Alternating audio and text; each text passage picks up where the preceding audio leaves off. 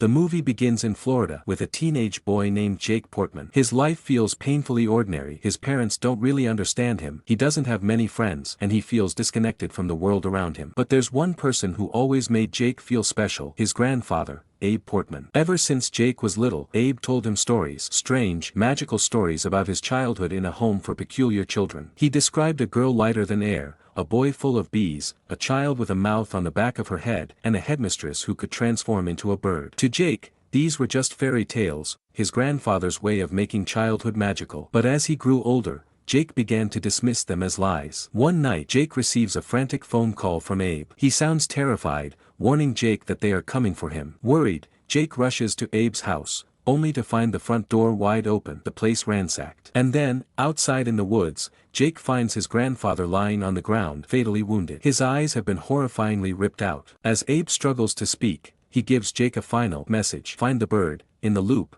on the other side of the old man's grave. Before Jake can process it, he looks up, and sees something monstrous in the trees. A long, lanky creature with tentacles spilling from its mouth. No one else can see it, only Jake. The trauma leaves Jake broken. His parents think he's hallucinating. His therapist, Dr. Golan, tells him the visions are grief. But Jake can't shake the feeling that his grandfather's stories were real. He convinces his father to take him to Cairnholm Island in Wales, where Abe claimed the children's home once stood. When Jake and his father arrive, they find a sleepy fishing village and the ruins of a bombed-out mansion, what was once Miss Peregrine's home for peculiar children. It looks abandoned, destroyed decades ago during World War II. Jake feels like he's reached another dead end. But then, strange things begin happening. While wandering the ruins, Jake spots children who vanish around corners. He chases them, only to stumble into something impossible. He passes through the crumbling walls of the house and suddenly finds himself in another time. The house is no longer in ruins, it's alive, bustling, frozen in September 3, 1943. Here, Jake meets the peculiar children his grandfather spoke of. Emma Bloom, the girl lighter than air, who must wear heavy iron shoes or she'll float away. Olive Abraholo's Elephanta, who can summon fire with her fingertips. Millard Nullings, completely invisible, walking around in nothing but clothes. Bronwyn, who has the strength of 10 men.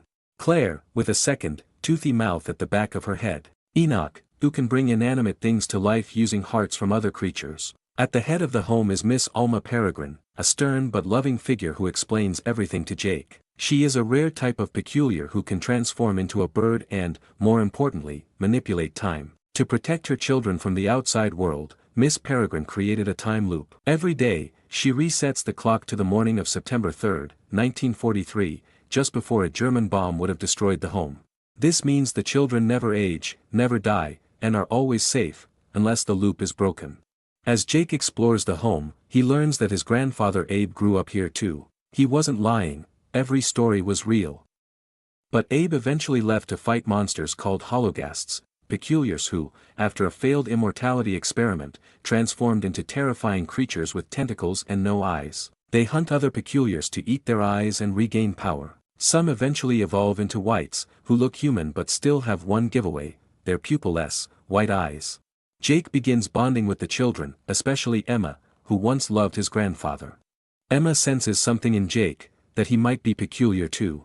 And she's right. Jake learns he has inherited Abe's gift, the ability to see hologhasts, when no one else can. That makes him vital to protecting the home. The villainous Mr. Barron, a powerful white, is hunting peculiars. He wants to capture Miss Peregrine and use her to create experiments that would make him and his kind immortal. Barron and his followers discover Miss Peregrine's loop. Miss Peregrine sacrifices herself, transforming into a bird and allowing herself to be captured so her children can escape. Jake and the peculiar kids are on their own.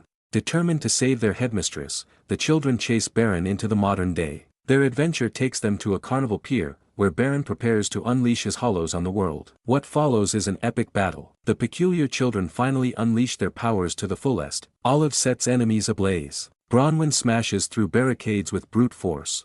Enoch animates skeletons from a haunted attraction, sending an army of bone warriors against the hollows. In the final showdown, Jake faces off against Barron himself. Using wit and courage, Jake outsmarts him, sending the villain to his death. But there's a bittersweet note. The loop is broken, meaning the children can no longer live in 1943. They must search for new loops, new homes, and new protectors. Yet Jake makes his choice. He doesn't want to return to his ordinary life in Florida, he belongs with the peculiars.